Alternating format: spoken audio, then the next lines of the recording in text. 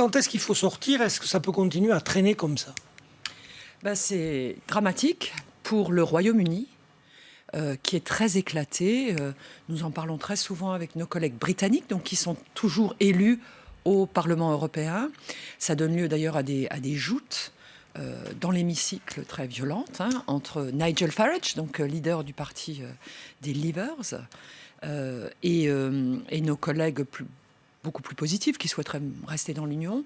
Comment est-ce que ça va se dénouer? Franchement, on découvre tous les jours de nouvelles procédures législatives ou de prise de décision au Royaume-Uni. Mais à nouveau, c'est vraiment un problème intérieur, un problème assez sévère au sein de l'Irlande, entre l'Irlande du Nord et la République d'Irlande, qui est quand même au cœur de la proposition, finalement, des conditions de sortie qui a été accordée par l'Union européenne. L'Union européenne a rempli sa mission.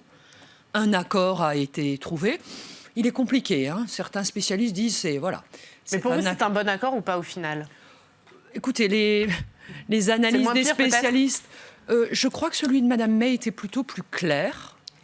Pour des raisons politiques, M. Johnson a fait des choses compliquées. On reste dans l'union douanière du Royaume-Uni et puis aussi, ou dans une terminologie incompréhensible, il reste à la fois dans le territoire douanier du Royaume-Uni et dans le territoire de l'Union européenne, ce qui n'est pas possible s'il n'y a pas la même réglementation.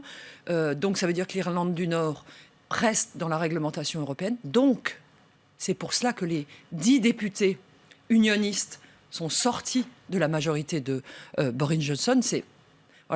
C'est impossible quand on a vécu ensemble 45 ans de trouver, c'est le cas avec le Royaume-Uni et l'Europe, de trouver des bonnes conditions de sortie. Et la libre circulation entre l'Irlande du Nord et l'Irlande, la République d'Irlande, elle date de 1920, elle a un siècle.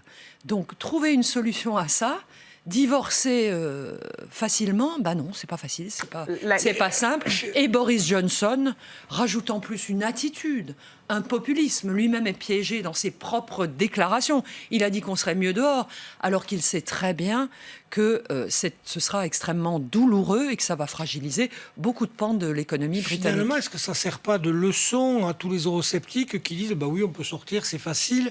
Est-ce que les citoyens se disent finalement, on n'est pas si mal dans l'Europe? Je ne partage pas cette analyse. Je pense que c'est un choc pour l'Union européenne, pour les 27. Je pense que c'est un paradoxe historique. C'était toujours une île, sous Napoléon, on a fait la guerre. Puis ils rentrent dans l'Union, ils hésitent, puis ils font un référendum en 1974, ils restent. On construit l'Eurotunnel, donc on peut échanger. D'ailleurs, il y a 3 millions d'Européens qui travaillent au Royaume-Uni. Il y a des centaines de milliers de Britanniques qui vivent en Europe. Et c'est maintenant qu'on décide de couper cette appartenance. Je forme le vœu que la relation future, sur laquelle on ne travaille pas assez, entre le Royaume-Uni et l'Europe, reste très, très constructive et qu'on n'ait pas ce sentiment, au contraire, que ce serait mieux si ça n'allait pas bien au Royaume-Uni. Non, c'est notre intérêt. Le Royaume-Uni, quoi qu'il arrive, fait partie de la grande Europe. C'est notre intérêt que le Royaume-Uni se porte bien. Donc cette violence interne, ces risques de division avec l'Écosse qui menace de partir, l'Irlande qui pourrait se réunifier, sont quand même déstabilisatrices pour toute l'Europe. Sur la France, elle n'était pas pour un report du Brexit au-delà du 31 octobre. Elle a dû se résoudre finalement à accepter un report technique. Là, il y a des divisions au sein des 27 sur la durée de ce report. Beaucoup préfèrent donner du temps au Royaume-Uni. La France dit non. On veut juste quelques jours. Est-ce que la France n'est pas isolée au sein des 27 ? Le président de la République assume le mauvais rôle, en quelque sorte, celui de la fermeté. Ça n'a aucun sens de rajouter des délais si c'est pour faire la même chose que depuis 3 ans et demi. Il commence à y avoir beaucoup de petits dessins montrant le Parlement britannique disant no, no, no, no, no, au sujet d'autres choses comme des plats ou des... on n'avance pas. Donc oui à un report pour faire quelque chose. Donc à un report technique si c'est juste pour avoir le temps de... Pour vous, c'est quoi la bonne durée? C'est juste quelques jours. C'est la question de la durée législative britannique pour que la Chambre des communes puisse proprement approuver l'accord que Boris Johnson a négocié avec Bruxelles.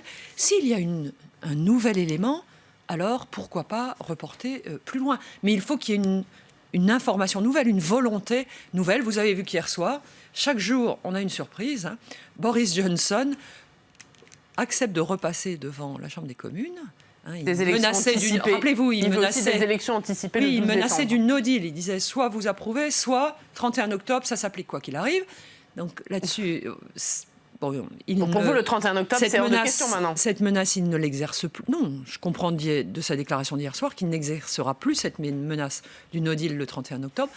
Par contre, qu'il annonce dès à présent, c'est le 12 décembre, je crois, des élections nationales britanniques, espérant en fait rebondir sur le dénouement tant attendu. Parce que maintenant, au Royaume-Uni, comme d'ailleurs en Europe, tout ce qu'on veut, c'est qu'on en sorte, qu'on puisse travailler à créer de l'emploi, à s'occuper des questions de l'environnement, à traiter les sujets partagés.